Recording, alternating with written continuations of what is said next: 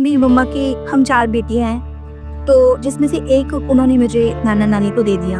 और जब नाना नानी ने मुझे पाला, और मुझे तो मम्मी के बारे में पता ही नहीं था कि माँ कौन है, क्योंकि मुझे बताया ही नहीं गया। मुझे यही बताया गया था कि वो मेरी दीदी है। मुझे पता चला बाद में, जैसे मैं 4-5 साल की हुई, तो वो रोते थे कि मैं तेरी दीदी नहीं, तेरी मम्मा हूँ। उनको ये लगता था कि मेरी बेटी गलत सीख रही है, भाई मुझे दीदी बोल रही, जबकि मैंने उसे पैदा किया। एक माँ की दीदी क्या बीत सकती है, आप सोच सकते हो। और इधर मेरे दिल पे भी क्या बीत सकती है, क्योंकि मैंने अपना बचपन पूरा खो दिया है।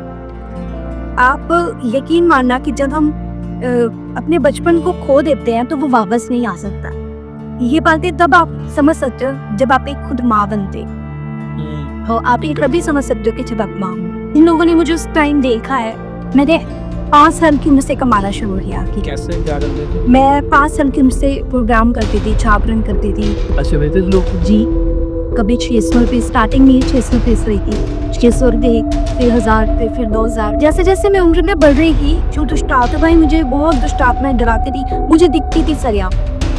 मैं सपने में खंडरों में भाग रही, दुष्ट आत्मा मेरे पीछे पड़ी है, वो मुझे खरोच रही है। कई बार मैं रात को ही उठ जाती थी डर के मारे, पसीने पसीने होती थी मैं बहुत ज्यादा। और मैं जब सुबह उठती थी तो मैं देखती थी निशान है मेरे से। और मैं खोजती थी परमेश्वर में। जब ये घटनाएं मेरे साथ घट रही थी 12 से 15 साल, 13 साल, 14 साल की एज में, तो मैं कहती थी कि अगर कोई संसार में शक्ति है तो वो मुझे इस चीज से छुड़ाए, मुझे इस जिंदगी से मुझे आजाद करे, मुझे ऐसे नहीं जीना है।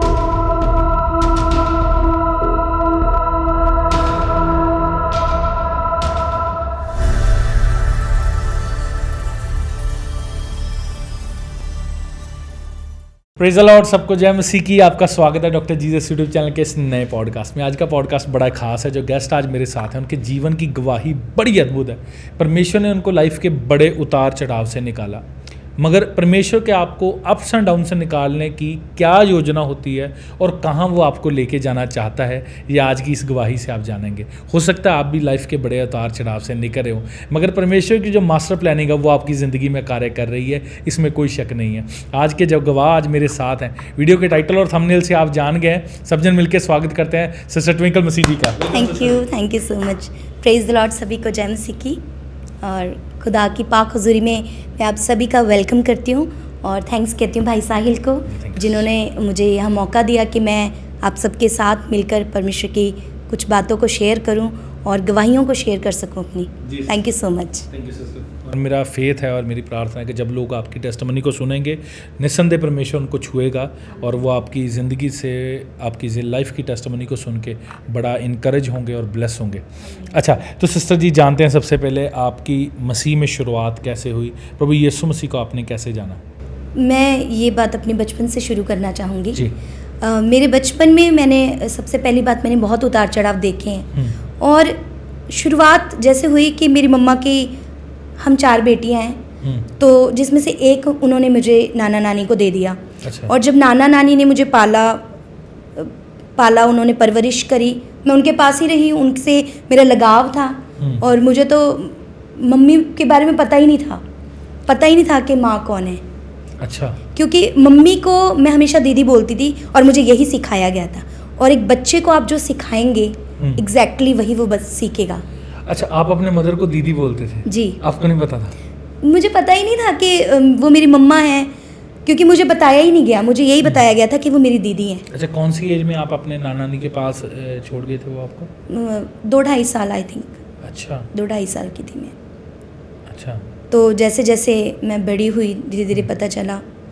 तो मुझे पता चला बाद में, जैसे मैं 4-5 साल की हुई, तो मुझे मम्मा को मैं दीदी बोलती थी, तो मम्मा मुझे बोलते थे मैं तेरी दीदी नहीं। वो रोते थे।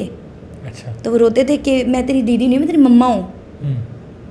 पर वो नाना नानी को कभी नहीं बोलते थे कि भाई आप ऐसा क्यों सिखाते हो। और जब क्यों उनको ये लगता था कि मेरी बेटी गलत सीख रही है, भाई मुझे दीदी बोल रही है, जबकि मैंने उसे पैदा किया। एक माँ के दिल पे क्या बीत सकती है आप सोच सकते हो। और इधर मेरे दिल पे भी क्या बीत सकती है वो मैं आपको आगे बताऊंगी, क्योंकि मैंने अपना बचपन पूरा खो दिया है। आप यकीन मानना कि जब हम अपने बचपन को खो देते हैं तो वो वापस नहीं आ सकता, सबसे पहली बात। और दूसरी बात कि ये बातें तब आप समझ सकते हो जब आप एक खुद माँ बनते हो, तो आप ये तभी समझ सकते हो कि जब आप माँ हो। ये करेक्ट है, क्योंकि कई बार ना इन रिश्तों की ना मदर की फादर की इम्पोर्टेंस हम उसी वक्त समझते हैं जब हम खुद उस किरदार में हों। सही बात है। ना, तब तक तो। और मैं आपको बताना चाहती हूँ कि मेरा बचपन है ना, वो बहुत स्ट्रगल भरा रहा है, बहुत ही ज़्यादा उसमें स्ट्रगल रहा है। जिन लोगों ने मुझे उस टाइम देखा है, मैंने 5 साल की उम्र से कमाना शुरू किया, आप मानेंगे? 5 साल की उम्र से? जिस टाइम बच्चे को ये नहीं पता होता कि उसने खाना कब है, माँ बाप बताते हैं उसे कि बेटा खाना खा लो, खेलते हैं बच्चे, उस टाइम कुछ भी नहीं पता होता एक छोटे बच्चे को। तो उस टाइम मैंने 5 साल की उम्र से कमाना शुरू किया। कैसे, क्या करते थे? मैं 5 साल की उम्र से प्रोग्राम करती थी, जागरण करती थी।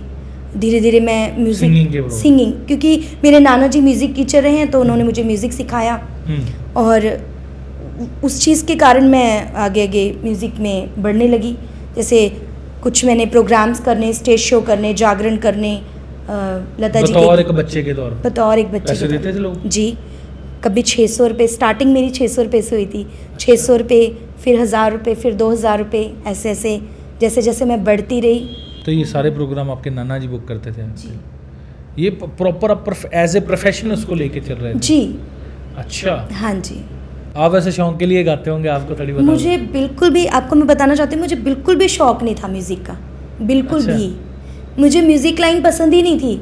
मुझे भरतनाट्यम का, मुझे कथक डांस का शौक था। तो मेरे नाना जी ने उस लाइन में मुझे जाने ही नहीं दिया। क्यों?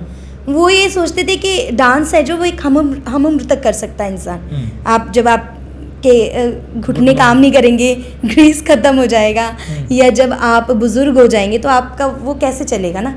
तो सिंगिंग लाइन, अच्छा, वो एज ए शौक नहीं, एज ए प्रोफेशन ही लेके एज अ प्रोफेशन ही था। अच्छा।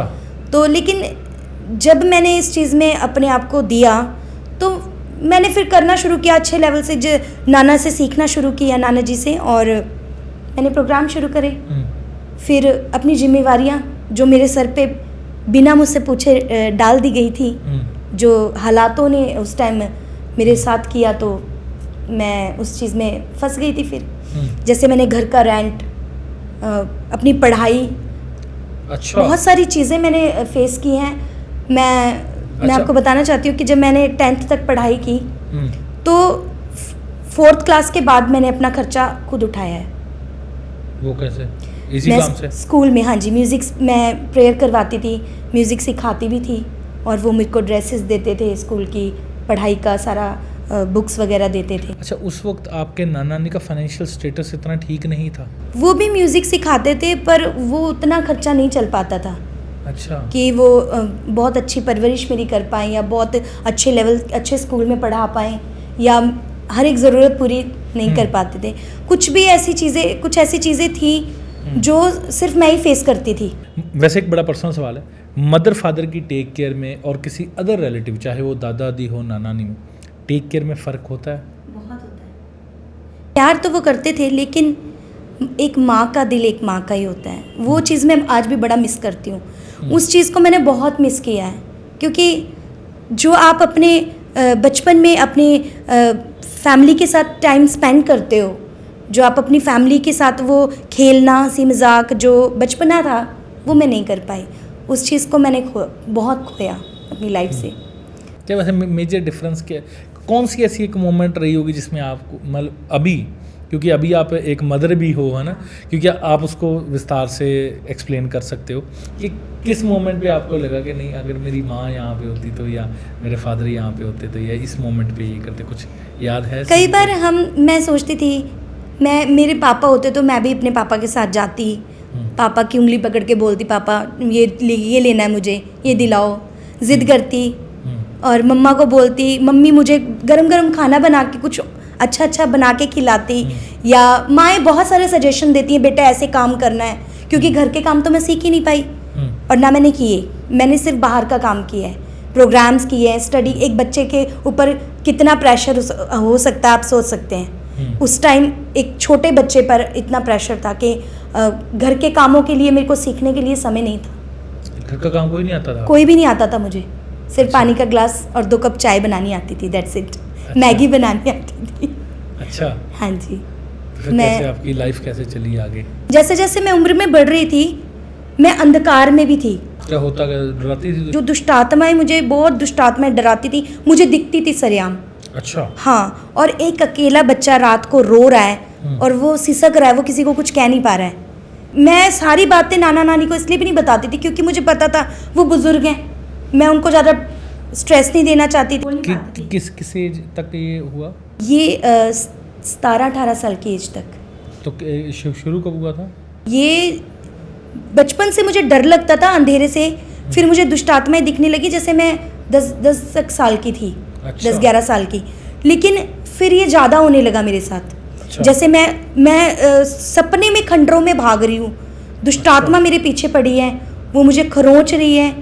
तो मैं सुबह उठती थी, कई बार मैं रात को ही उठ जाती थी डर के मारे, पसीने पसीने होती थी मैं बहुत ज़्यादा। और मैं जब सुबह उठती थी तो मैं देखती थी निशान है मेरे शरीर पे, सेम। सेम। ओ जीसस। तो मैं इस चीज़ से बड़ी परेशान हो गई थी। और उसके बाद मैंने धीरे धीरे मैंने कदम रखना शुरू किया, अपनी लाइफ में बढ़ना शुरू किया और मैं खोजती थी परमेश्वर को।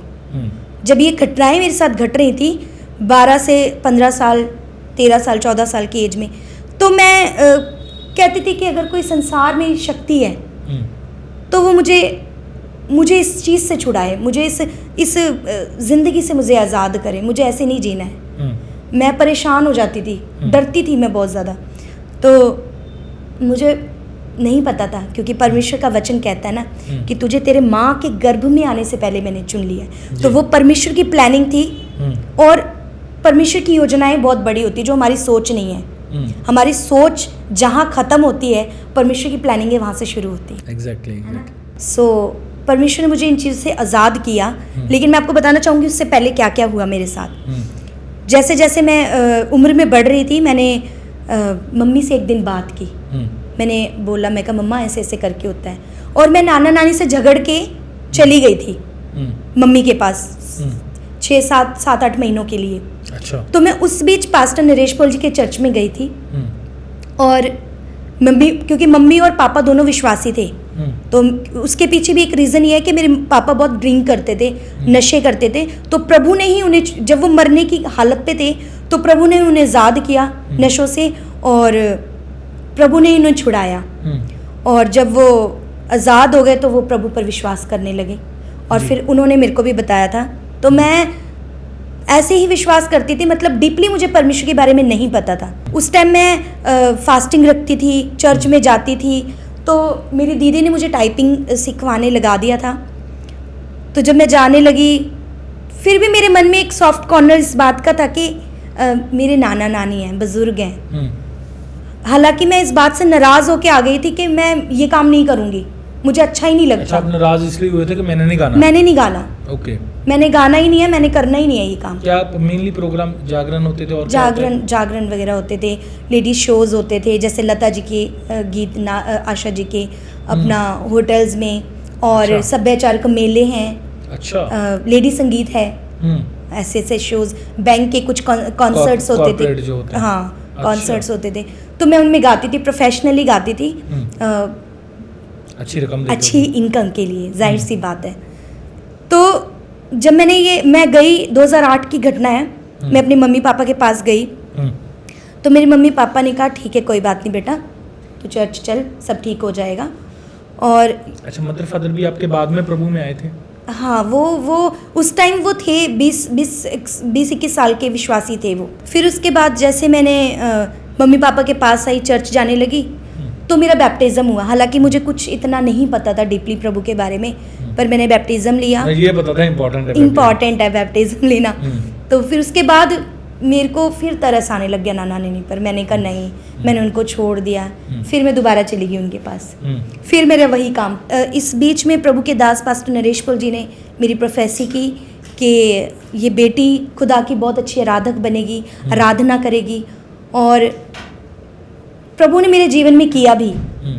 तो जब मैं वहाँ से चली गई वापस नाना नानी के पास, तो फिर मैं अपने वही काम शुरू कर दिए थे। तो संसारिक जो अपने होते हैं, प्रोग्राम करना, वैसे ही अपनी लाइफ को जीना। अच्छा, आप इन्हीं चीज़ों की वजह से उनको छोड़ के गए थे, फिर आप प्रभु में आए, बैप्टिज्म लिया, प्रोफेसी हुई, और बाद में फिर से आप उन्हीं चीज़ों में चले गए, उन्हीं तरस चीज़ों खा में के। चली गई, तरस खा के। इमोशंस। मैं बहुत इमोशनल हूँ। मतलब उनके आंसू ना मैं देख ही नहीं पाती थी।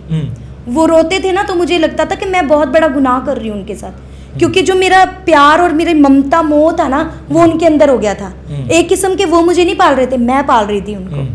और मैं आपको बताऊं कि जब मैं नाना नानी के पास वापस चली गई फिर मेरी कंडीशन और ज़्यादा ख़राब हो गई। अच्छा। हाँ, दुष्ट आत्माओं से और गिर गई मैं और ज़्यादा। फिर तो मैंने सुसाइड करने तक की कोशिश करी। अच्छा। 2-3 बार अकेले में, उनको भी नहीं पता इस बात का। और मैं सोचती थी मैं भाग जाऊंगी यहाँ से। उसके बाद फिर 2018 की बात है, जब इस बीच में कई बार मेरी मम्मा आते थे, लड़ाइयाँ होती थी घर परिवार में, तो एक जना मेरा हाथ यहाँ खींच रहा है, एक जना वहाँ खींच रहा है। अच्छा, मम्मी कहते कि मैंने लेके जाना है वो। एक हाथ मेरा मम्मी खींचते थे, एक हाथ डैडी खींचते थे, नाना जी। मैं उन्हें डैडी बोलती हूँ। और इस बीच में मेरा बड़ा प्रॉब्लम होती थी मुझे कि मतलब एक बच्चे के साथ आप क्या कर रहे हो। मैं माँ हूँ, आज मैं समझ सकती हूँ इस चीज़ को कि बच्चे कितने सॉफ्ट होते हैं और हमें किस तरीके से उनको रखना चाहिए, किस तरीके से पालना चाहिए। और मैं आज वो सोचती हूँ कि मेरे साथ वो हुआ क्या।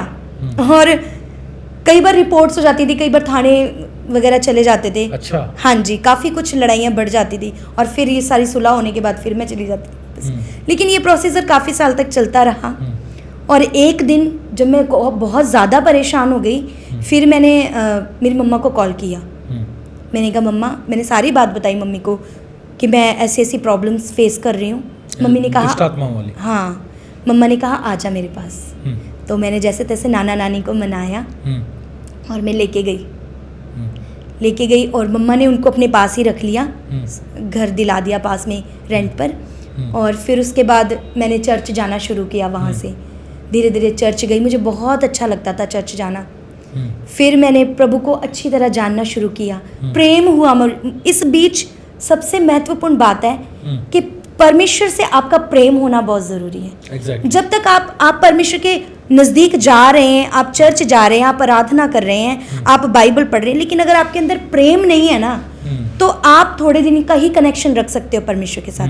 वो प्रेम आपको हर समय बांधे रहता है। Exactly. तो मुझे प्रभु से प्रेम हुआ और मैंने परमेश्वर को बोला, प्रभु मैं अब आपके लिए गाऊंगी, बस गा लिया मैंने संसार के लिए, मैं सिर्फ आपके लिए गाऊंगी।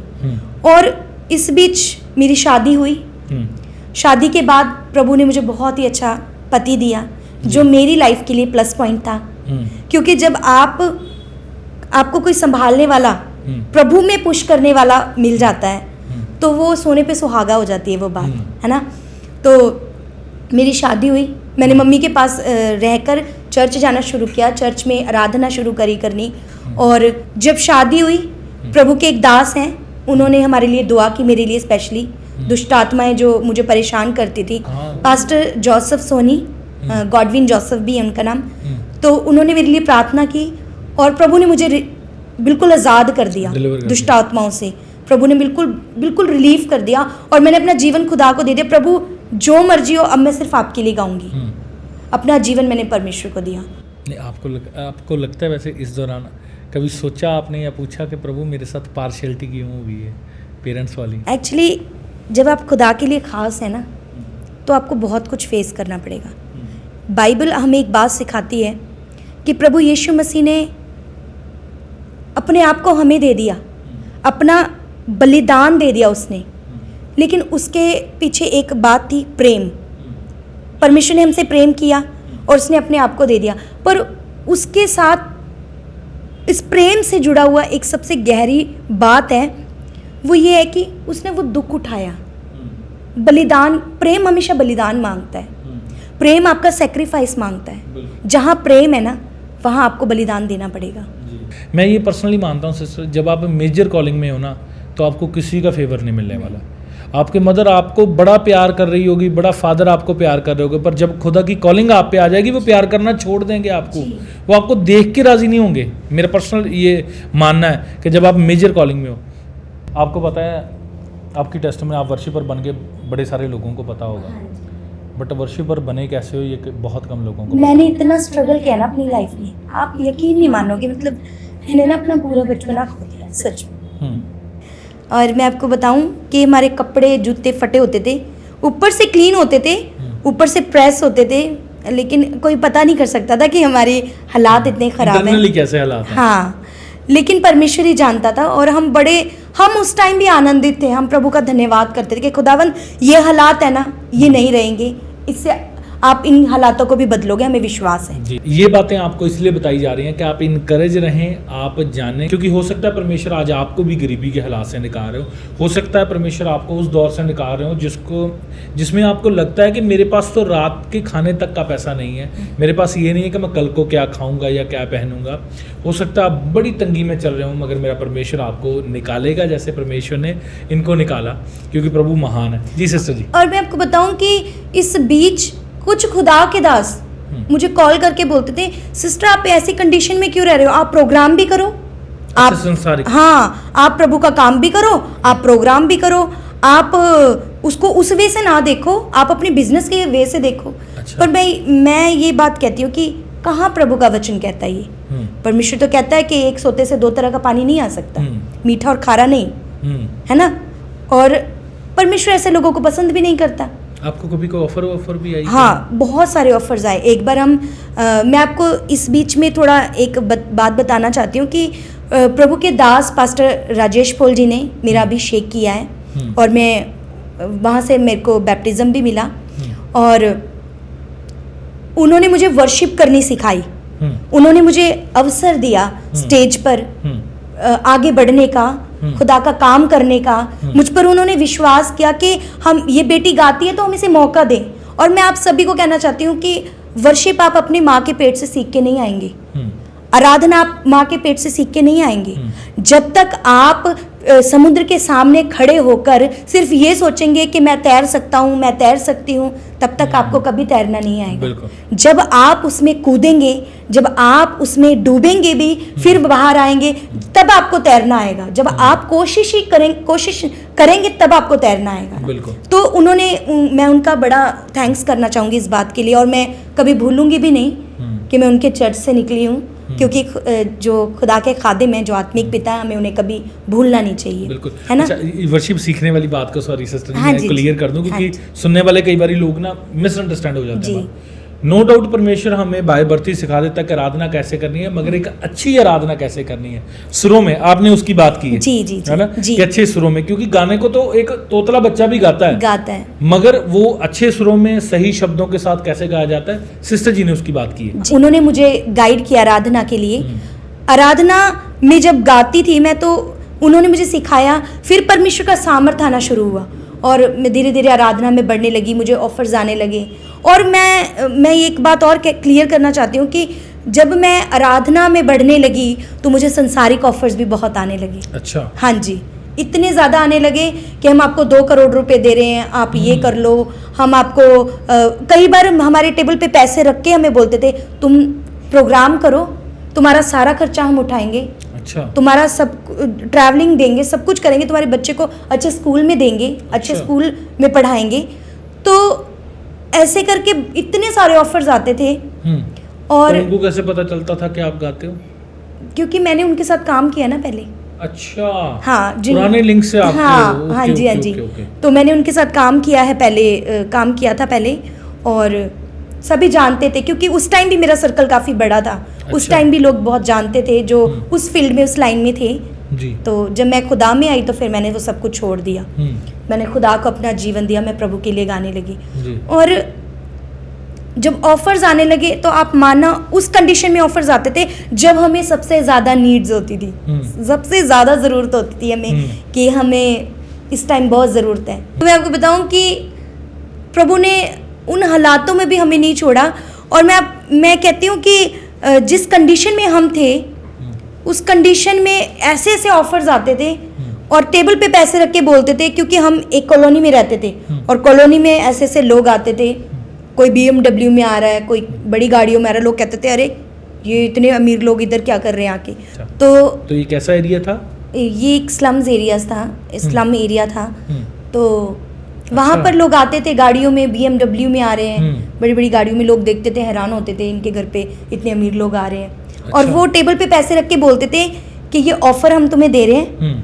तो 5,000 रख दिए। वो कहते और चाहिए और ले लो, 2 घंटे का 20,000 ले लो तुम, अच्छा। और तुम काम करो, हम्म। अच्छा गाते हो आप गाओ, आशा जी के, लता जी के गीत गाओ, हम्म। और आप क्या ये पीछे लग गए हो, क्या कर रहे हो आप, क्या प्रभु प्रभु करते रहते क्या हैं? प्रभु प्रभु करते रहते हो। उनकी मेंटालिटी यही थी, तो वो ये बोलते थे। तो उसके बाद पैसे रख के बोलते थे और चाहिए तो और ले लेना, और बताओ हमें, अगर तुम एक प्रोग्राम का कितना लोगे। हम उनको मना कर देते थे, तो वो हमें बोलते थे, कहते तुम पागल हो, बेवकूफ हो, कहते ये समय निकल गया ना, कोई भी नहीं आएगा तुम्हारे पास, कोई नहीं पूछेगा तुम्हें। लेकिन परमेश्वर ने हमें उन हालातों से भी निकाला। हमें बोलते थे तुम लोगों ने गरीबी में ही मर जाना है, ये जगह तुम्हारे लिए नहीं है, समझो इस बात को। तो वो कहते थे कि मत करो ऐसा, इस ऑफर को मत ठुकराओ, नहीं तो ऐसे ही मर जाओगे गरीबी में ही। तुम तो बेवकूफ हो बहुत बड़े। बल्कि जहाँ मेरे हस्बैंड पास्टर जी जॉब करते थे प्रभु में, प्रभु के दास बनने से पहले, उनको भी बोलते थे लोग, अरे आपकी वाइफ गाती है, क्योंकि आपको पता है जब सर्कल ऐसा हो तो पता लग ही जाता है कि हाँ उनकी वाइफ गाती है। तो इन्होंने बताया था, तो उनको बोला कि आपकी वाइफ गाती है, आप प्रोग्राम क्यों नहीं करते? तो इन्होंने बोला नहीं, हम नहीं कर सकते। कह रही अरे करो, प्रोग्राम करो, तुम्हारे पास किसी चीज़ की कमी नहीं होगी। लेकिन मैं आपको बताना चाहती हूँ कि जब आप अपना जीवन खुदा को दे देते हो ना, इन मुश्किलों से भी प्रभु आपको निकाल देता है।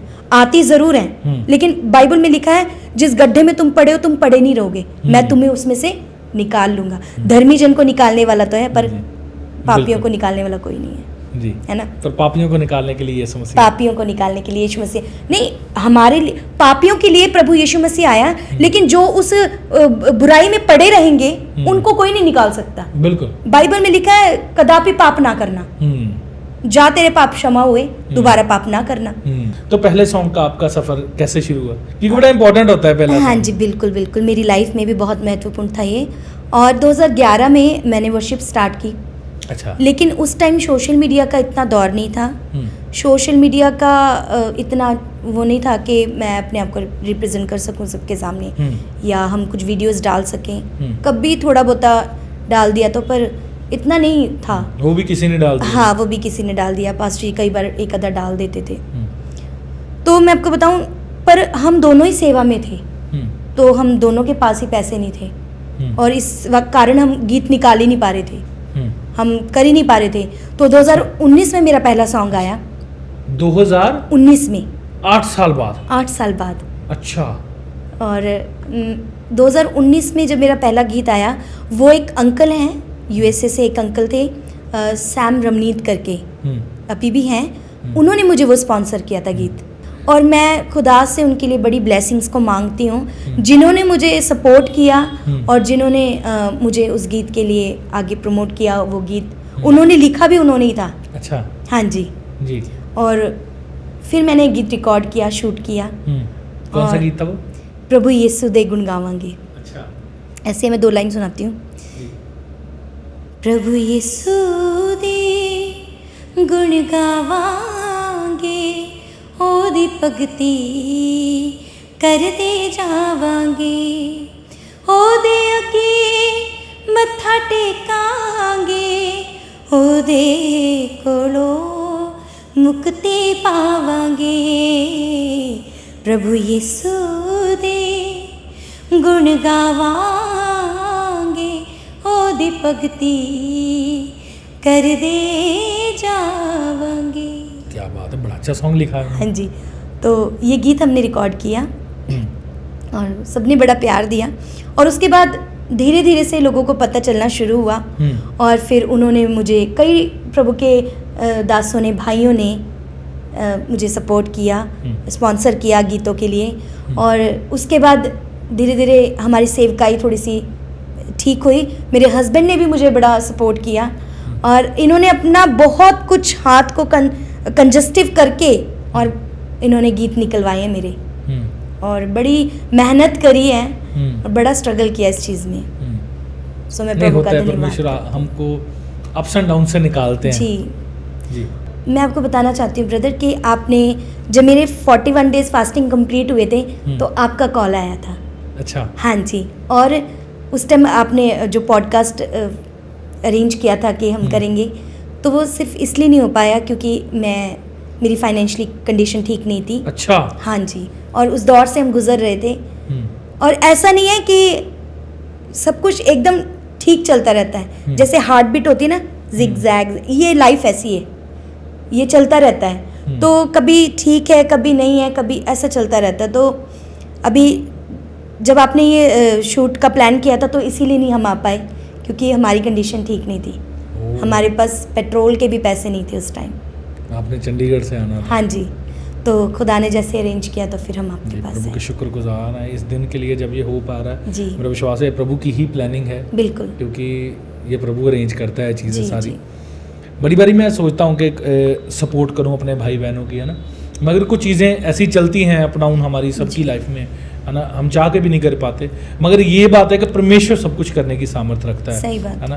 तो मेरा विश्वास है, मेरी प्रार्थना है कि जो ये लोग पॉडकास्ट देख रहे हैं, जो स्पॉन्सर्स करते हैं कंपनीज या सॉन्ग्स, वो आपके लिए हाथ बढ़ाएं, क्योंकि परमेश्वर ने बड़ा अच्छा आपको वरदान दिया है, ये ब्लेसिंग दी है कि आप अच्छा गाते हो। प्रभु तो सिखाते भी हो आप, क्योंकि जितना आपने सीखा है हाँ जी, तो सिखाते भी हो बच्चों को। हाँ जी, मैं सिखाती थी पर हो नहीं पाया घर के अंदर।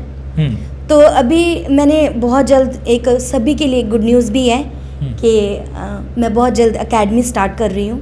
अच्छा। जलंधर में। अच्छा। हाँ जी, तो आप सभी का मुझे सपोर्ट बहुत ज़रूरी है कि आप सभी का सपोर्ट मिले। कहाँ पे ये होगी एकेडमी? जलंधर में अभी हमने प्लान करना है इस चीज़ को लेकर कि कहाँ पर हम उसको सेट कर सकते हैं, कहाँ से हम स्टार्ट कर सकते हैं, पर जलंधर में ही करना है। अच्छा। हाँ जी। जलंधर में आपको प्लेस चाहिए होगी? हाँ जी। ओके। जो भाई बहन इस पॉडकास्ट को देख रहे हैं, जैसे कि बहन ने अभी अनाउंस किया, अनएक्सपेक्टेड था मेरे लिए भी कि जलंधर में कोई एकेडमी होगी, तो सपोर्ट कर सकते हैं। अगर आप सीखना चाहते हैं तो बहन से सीख सकते हैं। कुछ छोटे छोटे काम होते हैं जिनसे हम अपने भाई बहनों की सपोर्ट कर सकते हैं। ज़रूरी नहीं होता हर बार हम उनको पैसे दें या ऑफरिंग दें। कई बार हम किसी ऐसे काम में उनकी सपोर्ट बन के, उनका सहारा बन के उनकी सपोर्ट कर सकते हैं जिसमें वो करना चाहते हैं। क्योंकि हम सभी कई बार वर्शिपर्स को ना ये कह देते हैं कि अगर आपका वर्शिप से नहीं मैनेज हो रहा तो कोई काम कर लो, है ना। तो मगर तो नहीं बोला है। हाँ, बहुत तो नहीं बोला है मुझे। अच्छा। हाँ जी। क्या कहते थे? कहते हैं आप काम भी करो साथ में। पर वो काम संसारिक है ना, जो वो लोग संसारिक, कहना जी। करवाना चाहते हैं जी। ना, कि दूसरे शोज लगाने या समथिंग। जी। मीटिंग्स आजकल तो मीटिंग्स अभी मिल जाती हैं। अभी मैं आपको एक और बात बताती हूँ। अभी कुछ महीने पहले जब ये फास्टिंग चल रही थी मेरी 41 डेज, उससे पहले एक कॉल आया मुझे। कहते आप लंदन में आपका शो करवाएंगे, आपने आशा जी के, लता जी के, रफ़ी जी के ऐसे गीत गाने हैं। अच्छा। तो मैंने, और वो मसीह अच्छा। थे वो। हाँ जी। मैंने बोला मैं नहीं गाती, मैं प्रभु में हूँ, मैं सिर्फ प्रभु के लिए गाती हूँ। आप प्रभु का काम करवाओगे मुझसे, मैं खुशी खुशी करूँगी।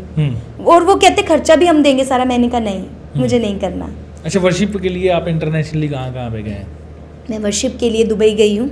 अच्छा। हाँ जी, गॉस्पेल टूर कौन से पर। साल में? 2019 में। अच्छा। हाँ जी। फिर उसके बाद हम मलेशिया गए, मैं और मेरे हस्बैंड। मलेशिया में खुदा ने बड़ा काम किया, बहुत प्यार दिया वहाँ सभी ने। और उसके बाद हम साउथ कोरिया गए, वहाँ अच्छा। का भी एक अलग एक्सपीरियंस था। हम सभी एक टीम में बड़ा एंजॉय किया हमने। और कुछ खुदा के खादिम भी गए थे हमारे साथ, तो वो भी एक अलग खुदा का धन्यवाद है। प्रभु ने हमें वहाँ भी वहाँ लेकर वर्शिप के लिए गए। गए थे वहाँ पे? कहाँ? कोरिया? हाँ जी। नहीं, कोरिया हम एक कॉन्फ्रेंस मीटिंग के लिए गए थे। अच्छा। वर्शिप हमने की क्रूज में। अच्छा। क्रूज में ब्रदर दीपक जॉनसन ने, मैंने, अच्छा। हमने क्रूज में वर्शिप की। वाह। क्योंकि उसके वहाँ पर थोड़े से इंडियंस लोग थे। बट जब हम वापस आ गए, हमारा 10 डेज का टूर था, तो फिर उसके बाद एक इंडियन वो था, मीटिंग्स थी इंडियंस, तो हमारा पहले वापसी थी हमारी, तो हम वापस आ गए थे। ओके। हाँ जी। अच्छा, तो परमेश्वर आपको और बड़ी कंट्रीज में लेके जाए, आमीन खुदावंद करें, आमीन। क्योंकि आप हमारे लिए दुआ करना। जी बिल्कुल, परमेश्वर आपको लेके जाएंगे, क्योंकि अभी ना सिस्टर जी बड़ा अच्छा हो गया। जी। वैसे यूके वालों ने तो बड़ी बल्ले बल्ले कराई है, अभी इतने UK back to back worshippers जा रहे जी। हैं। मैं परमेश्वर का बड़ा शुक्रगुजार हूँ उन भाई बहनों के लिए, बड़ी मेरा खुशी खुदावंद, मिलती है सच में। उनको बहुत ब्लेस करे। अभी मतलब मैं उंगलियों पे गिना सकता हूँ, बॉबी साहब 2-3 बार जाए, जी। ब्रदर शलोम अभी दूसरी बार गए हैं, सिस्टर रोमिका भी जा रहे हैं, ब्रदर गौतम जी हाँ भी जा जी, रहे हैं हाँ ना, जी। दीपक भाई कई बार ही गए, जी। सिस्टर रोही नहीं गए। मतलब इतने ज़्यादा, अगर किसी वर्शिपर भाई बहन का नाम मैंने मिस कर दिया तो मैं सॉरी उस चीज़ के लिए। मतलब ये कहने का मेरा मकसद ही है कि अभी यूएसए, कनाडा, ये भी भाई बहन प्रिपेयर हो रहे हैं, जी। क्योंकि जो अभी यूके के क्रिश्चियंस ने किया हुआ ना वो हाँ जी। अद्भुत है, वो बिल्कुल। सचमुच में, क्योंकि एक स्टेप उठाना ना यही बड़ा मुश्किल होता है। आप मैं आपको बताऊं कि ये एक बहुत बड़ा सपोर्ट है हम्म। वर्शिपर्स के लिए, खासकर हम्म, वर्शिपर्स के लिए। आप उनको मीटिंग में बुला रहे हैं, हम्म, आप उन्हें ऑफरिंग दे रहे हैं, हम्म, ये बहुत बड़ा सपोर्ट है। जी मैंने आज तक खुदा के प्रभु जानता है इस बात को, क्योंकि परमेश्वर के आगे कुछ छिपा नहीं है, है ना।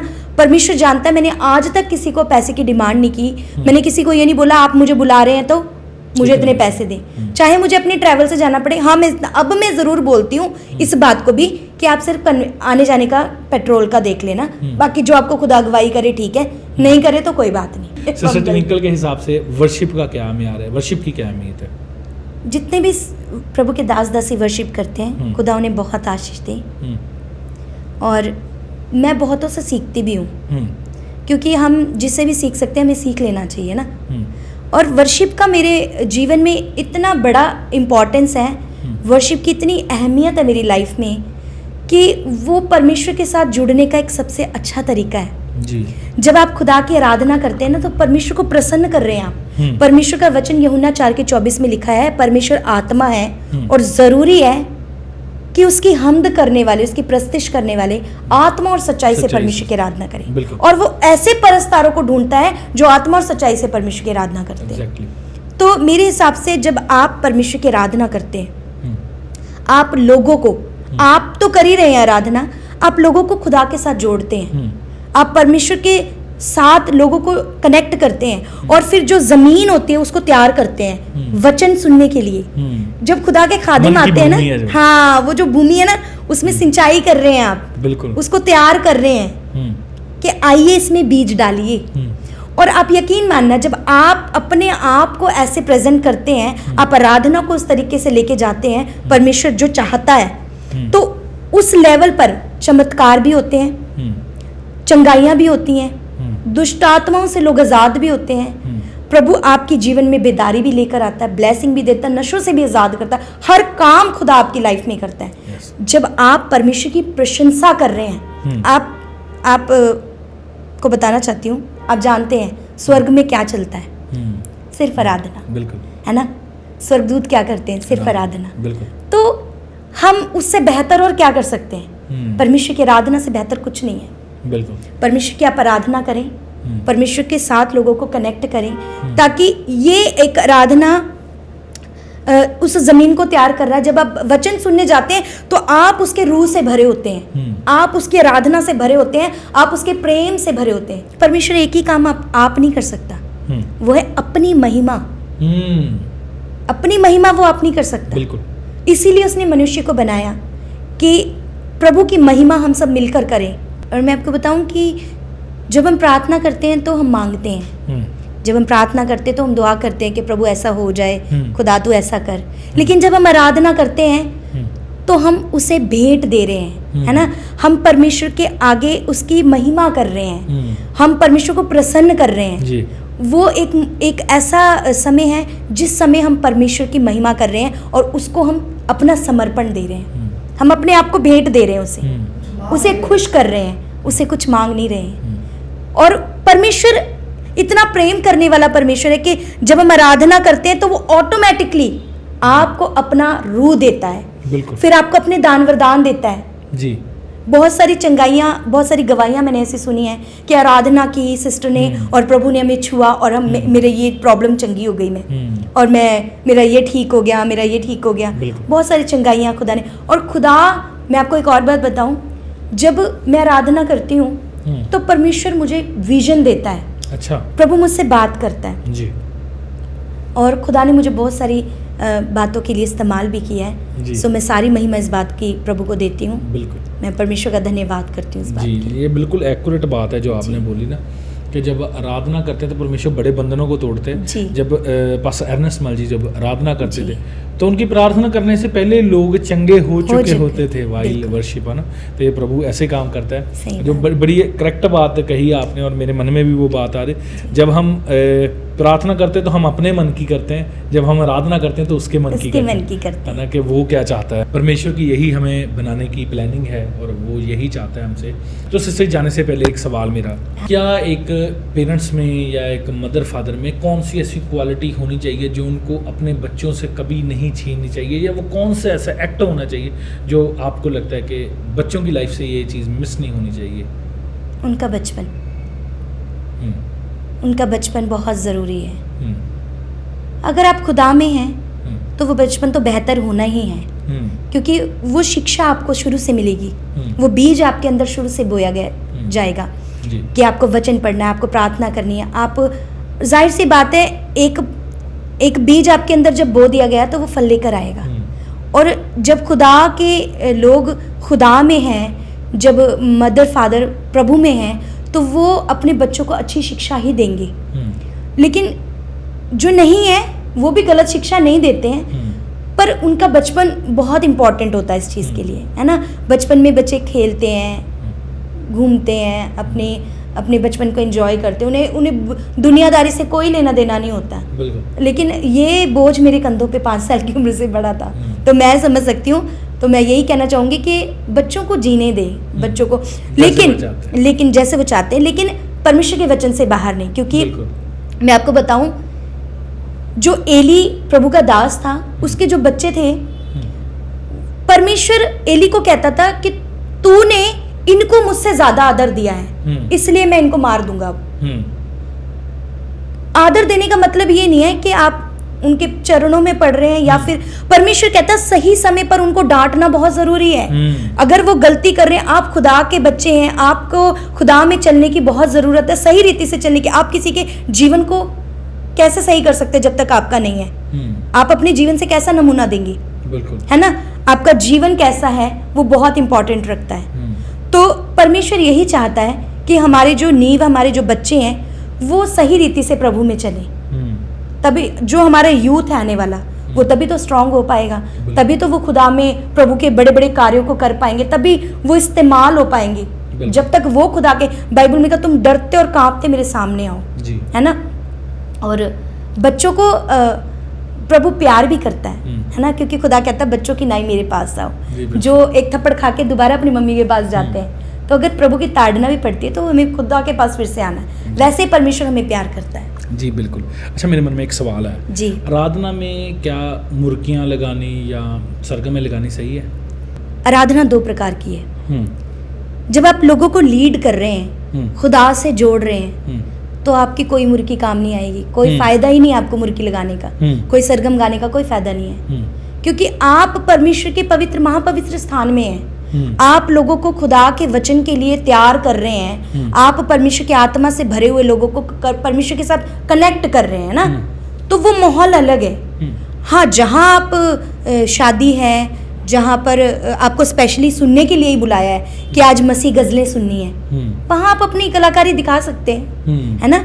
जहाँ, क्योंकि कई लोग इच्छा रखते हैं कि हमें सिस्टर से क्लासिकल सुनना है या ब्रदर से क्लासिकल सुनना है, या जहाँ लोग चाहते हैं कि सिस्टर जी आप आओ, है ना, शादी है या कॉन्सर्ट, कुछ भी रखते हैं, मीटिंग रखते हैं। कई बार कुछ मेरा ये मानना है, कई बार कुछ लोग आपको बुलाते ही ये चीजें सुनने के लिए। जैसे अगर आप, मैं वैसे अगर भाई मती को सुन रहा हूँ जी, है ना, भाई पारस गिल जी को सुन रहा हूँ, ब्रदर दीपक जॉन से, तो मैं एक्सपेक्ट करता हूँ कि जितना उन्होंने सीखा हुआ है उनमें से कुछ ना कुछ तो वो ऐसा कुछ सुना के वो अच्छा भी लगता है। सही बात। मगर जब हम रूह की वर्शिप करें, जैसे कि आपने बताया, बिल्कुल करेक्ट है, अगर हम लोगों को लीड कर रहे हैं तब ये चीजें नहीं है ना। जी जी। पास सोनू स्टीफन जी क्या बाकमाल, जब आप उनको बैठ के सुनते हैं आप उनको, है ना, तो वो हरकतें, मैं इन चारों को ही सुनती हूँ। हाँ, बहुत, मुझे मती भाई का वो गीत बड़ा पसंद है, तूने मसीहा मेरे लिए, मतलब उन्होंने एक गजल मेरी एक गीत उन्होंने मेरे लिए कंपोज किया था। अच्छा। अभी वो आया नहीं है, वो भी बहुत जल्द आने वाला है। थोड़ा सा बता दो। मैं बता देती हूँ, कोई दिक्कत जी। नहीं। जग से है न्यारा मेरा यीशु, प्यार से भी प्यारा मेरा यीशु, उसकी तारीफ में करूं कैसे, बेसहारों का सहारा है मसीह है यीशु। हाँ, जग से क्या बात है, है क्या बात। प्यारा मेरा यीशु। क्या बात है, ये कब बड़ी तक आ अच्छी जाएगा? कंपोजिशन है उनकी। हाँ। हाँ, ये आएगा, बहुत जल्द गीत आएगा। जल्दी आएगा। क्योंकि ये है ना कि भाई मती ना इतने तैयार है ना वो जी। सिंगिंग में, है ना। बड़े सारे भाई हैं, हाँ और जी। मती भाई को मैंने सुना है पर्सनली ज़्यादा, तो बड़े ज़बरदस्त हैं खुदा के राधक। जी जी जी। दीपक भाई का वो गीत मुझे अच्छा लगता है, राजे आंदा राजा यीशु, कम अजीब करता। बहुत अच्छा ये गीत। बड़े प्यारे प्यारे और गीत। पारस गिल जी ब्रदर भी बहुत बाकमाल गाते हैं। और मैं तो अपने आप से ना अपने आप को ये समझती हूँ कि मैं अभी सीख रही हूँ, बस। वैसे मन होना चाहिए हर जी, एक जी, राधक जी, में, जी। क्योंकि सीखने की कोई उम्र नहीं होती, तो हम सीख रही हूँ कई मैं बार बस। बच्चे से भी सीख लेते हैं हम कोई ना कोई चीज़। मैं सबको सुनती हूँ, सीखती हूँ। जी। जी। तो जाने से पहले उन वर्शिपर भाई बहनों को क्या मैसेज देना चाहेंगे जो वर्शिप शौक से तो कर रहे हैं मगर सीख नहीं रहे, या उनको लगता है मुझे सीखने की ज़रूरत नहीं है, चल ही रहा है काम?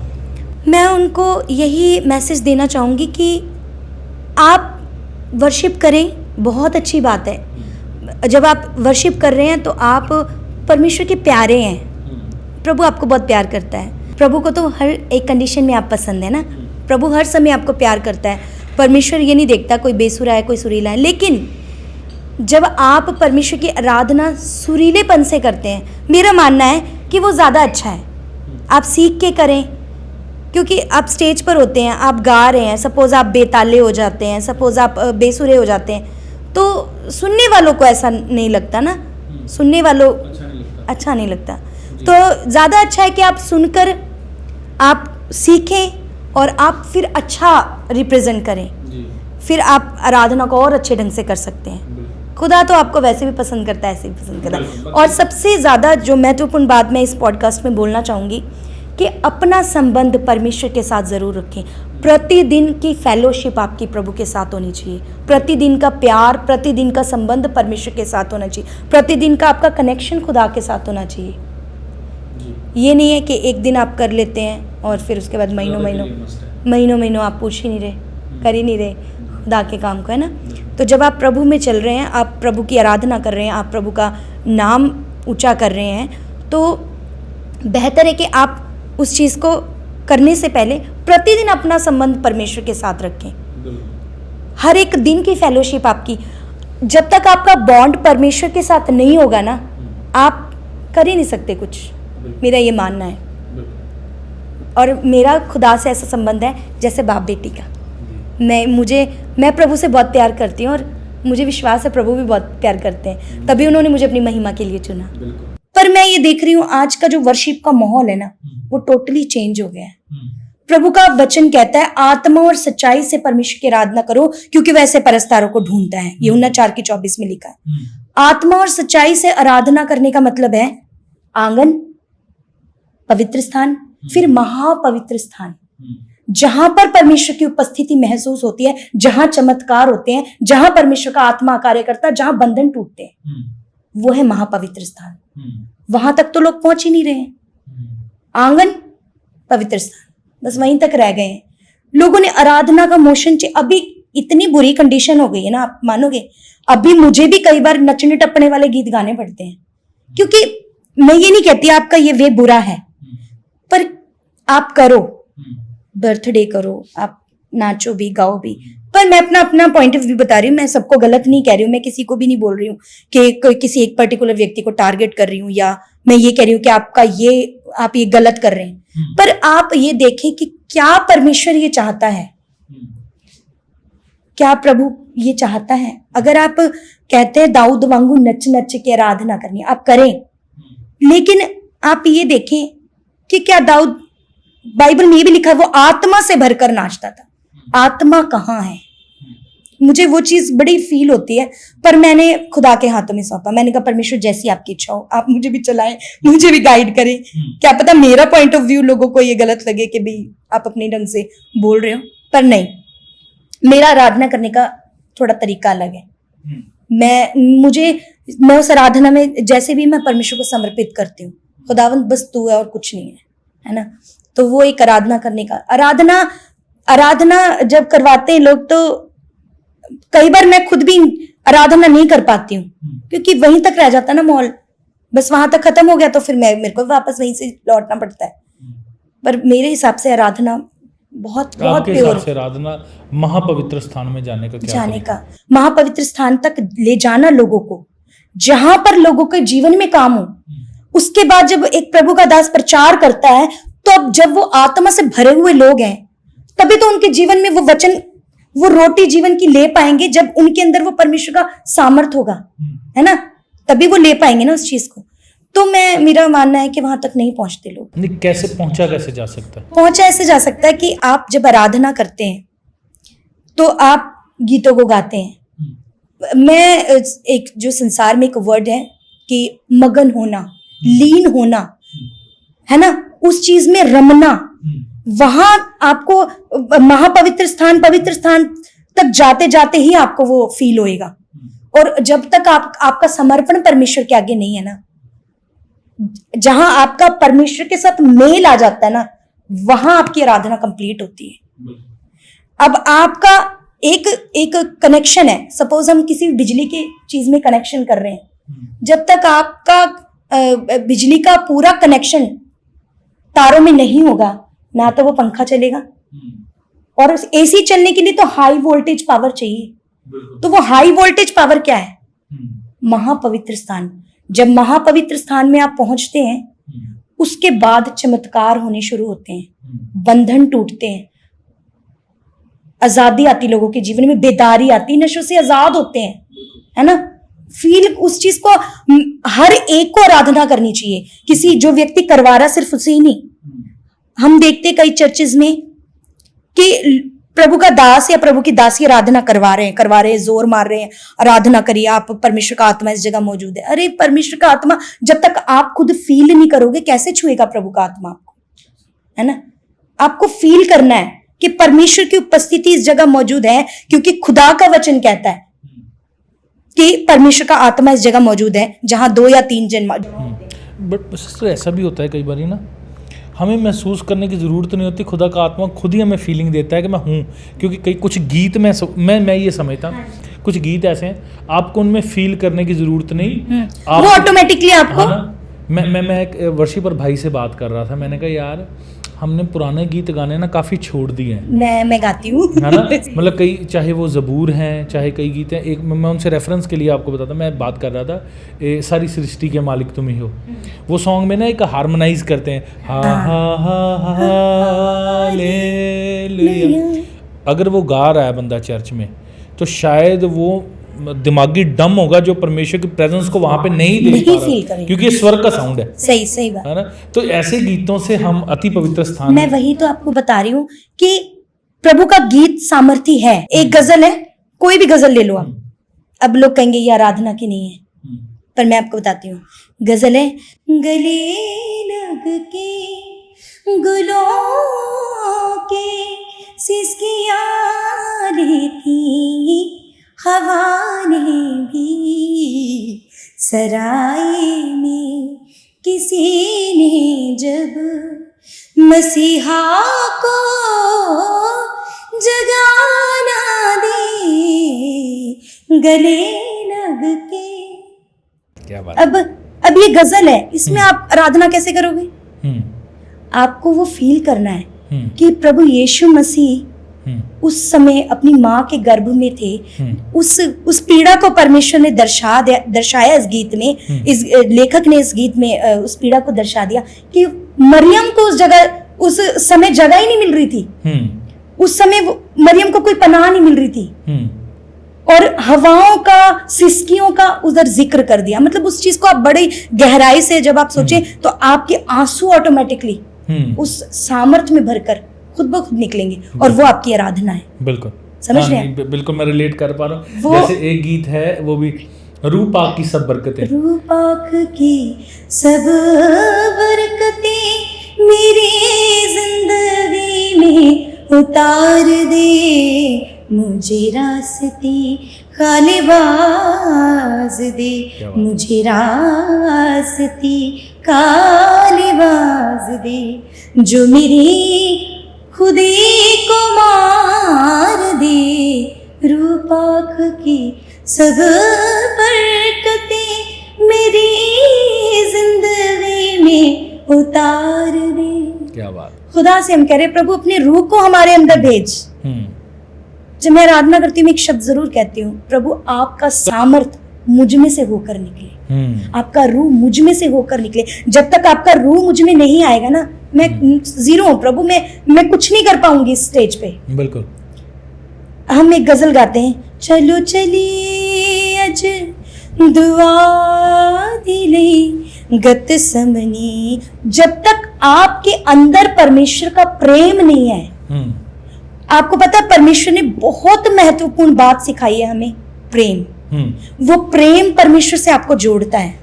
वो प्रेम जब आपके साथ प्रभु के साथ जुड़ता है, आपके अंदर वो फीलिंग आती है कि प्रभु यीशु मसीह ने मेरे लिए कलवरी के क्रूस पर जान दी और ये कोई छोटी बात नहीं है। मैं अभी भी फील कर सकती हूँ परमेश्वर का आत्मा, प्रभु का सामर्थ्य। बिल्कुल।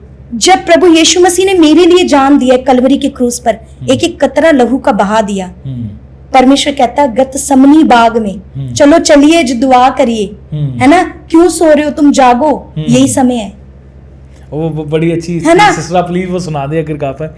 यीशु कहंदा आन के सुत्ते नु, मतलब वो मेरे स्पिरिट को बड़ा टच करती हाँ, है कि कितनी छोटे वर्ड्स में बहुत बड़ी बात कही कि मिस कर दिया उन्होंने वो मिस कर टाइम जो दिया वो परमेश्वर टाइम। के साथ वो हाँ। बिता सकते थे। है ना? जी। तो यीशु कहंदा आन के सुत्तियां नु, तुसी नाल मेरे ना जाग सके। यीशु कहंदा आन के सुत्तियां नु, तुसी नाल मेरे ना जाग सके। अज पल दो पल ते जागना सी, पल दो पल ते जागना सी, सुना नाल आराम दे कल यारो। अज कठिया वक्त गुजार ले, जेड़े रह गए ने दो पल यारो। चलो चलिए अज दुआ दिले। क्या बात, जबरदस्त सिस्टर जी। बहुत खूबसूरत आवाज़ परमेश्वर ने आपको दी और हेवनली वॉइस है प्रभु आपकी। आपका आशीर्वाद। तो ये बहुत बड़ी बात है जो लिख दी ना लिखने वाले ने, बहुत खूबसूरत है। कई गीतों को मैं सुनती हूँ ना तो मैं रोती हूँ। हम्म। पहले मैं उसको पूरा फील करती हूँ, खुदावन सचमुच, उसके बाद मैं गाती हूँ उसको। और फिर मैं उसमें कोशिश करती हूँ कि मैं उसको बखूबी निभा पाऊँ। क्योंकि जब हम किसी के आगे परोसते हैं ना तो वो सजा होना चाहिए। बिल्कुल। है ना, वो तैयार होना चाहिए। तो मैं सोचती, मेरा मानना ये है कि वो जब आप किसी को परोसते हैं तो वो तृप्त होता है ना। अच्छा सजा हुआ थाली में मिलेगा तो तृप्त होगा। मैं अभी एक गजल मेरी आने वाली है, वो है, दिन का हर लम्हा इबादत में गुजारा हमने, रात के वक्त भी यीशु को पुकारा हमने,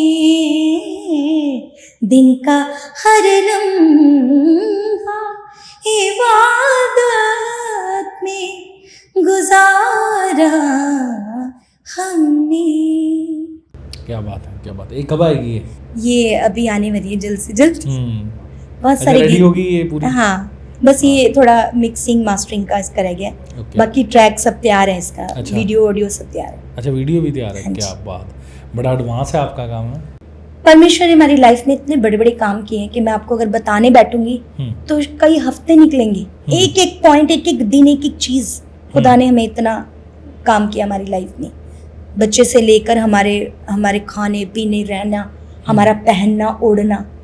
जिन लोग, बाइबल में लिखा है ना, प्रभु का वचन कहता है, जिस पत्थर को राज मिस्त्रियों ने निकम्मा जाना, वही पत्थर को नेकी सिरे का पत्थर बना। तो परमेश्वर ने हमें वैसे बनाया, उन लोगों को दिखाया जिन लोगों ने हमें निकम्मा बना दिया, जो कहते हैं तुम किसी लायक नहीं हो, किसी काम के नहीं हो, जिन लोगों ने हमें तुच्छ जाना, उन्हीं लोगों के मुंह से खुदा ने कहलवाया कि तुम बड़े ब्लेस, प्रभु ने तुम्हें बड़ी आशीष दी। मेरे को बड़ी अच्छी लगती है कि मैं तेरे सब साथियों के बीच में तुझे हर्ष के तेल से अभिषेक आमीन आमीन। तूने जो धार्मिकता से प्रीति रखी और दुष्टता से पैर रखा, वो किया खुदा ने आपकी जिंदगी। बिल्कुल, क्या बात है। अच्छा, तो इसमें आपने कोई रियलिटी शो में पार्टिसिपेट किया या कभी किसी में कंपटीशन में? मैंने पहले काफ़ी रियलिटी शोज़ किए, जैसे कई बार मुझे इंडियन आइडल की तरफ से भी जब, हाँ मैं आपको रिसेंटली एक बात बतानी चाहती हूँ, हमारी शादी होने वाली थी ना, उसके 1 महीने पहले मुंबई से कुछ लोग आए, क्योंकि मैंने अपने फील्ड में काम ही इतना, मेरा सर्कल बहुत बड़ा था। अच्छा। जागरण लाइन भी, आशा नाइट,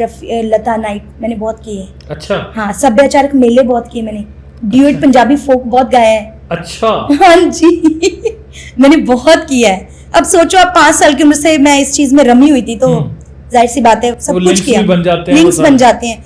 तो जिन्होंने भी आगे लेडीज, जब मैं 15-16 साल की हुई तो ये बदलता है। ट्विंकल मसीह था? नहीं, ट्विंकल शर्मा। अच्छा, तब ट्विंकल शर्मा था।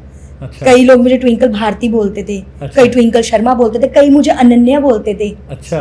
हाँ, कई मुझे अनन्या बोलते थे, अनन्या नाम मेरा बड़ा फेमस था। अच्छा। हाँ, पता नहीं उनको आंखों के करके उन्होंने मेरा नाम चेंज कर दिया कोई अनन्या लड़की होगी नाटक में, तो उन्होंने उसकी ब्राउन आईज थी तो मुझे अनन्या बोलने लग गए थे। अच्छा।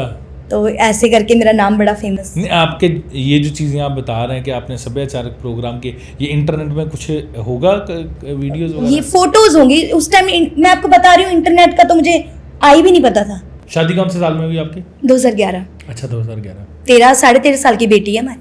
कितने बच्चे हैं आपके? 2 बच्चे। अगर आपको फोटो दिखाएंगे आपको कि ये ऐसी शादी हुई थी, मैं 19 साल की थी, ये 23 साल के थे। अच्छा, क्योंकि ना एक चीज बताता हूँ पास, कुछ चीजें ना, कुछ कनेक्शंस हमारे हेवन से डिसाइडेड होते हैं। हाँ, सच में बहुत प्यार किया इन्होंने मुझे ना। वैसे सिस्टर जी, माँ के ससुराल की कमी ना खत्म बिल्कुल। मैं ना यूथ के कुछ बच्चे थे, उनको समझा रहा था, मैंने कहा परमेश्वर ना बैलेंस करने वाला परमेश्वर। सही बात। जो हिस्सा आपने बचपन में मिस कर दिया ना, अभी वो मैं कह रही हूँ बचपन, मैं मुंह पे बोल रही हूँ, मुझे जब कहते हैं ना पलकों पे हमारी बेटी रहती है, मैं रह रही हूँ। सीरियसली मैं पलकों पे रह रही हूँ।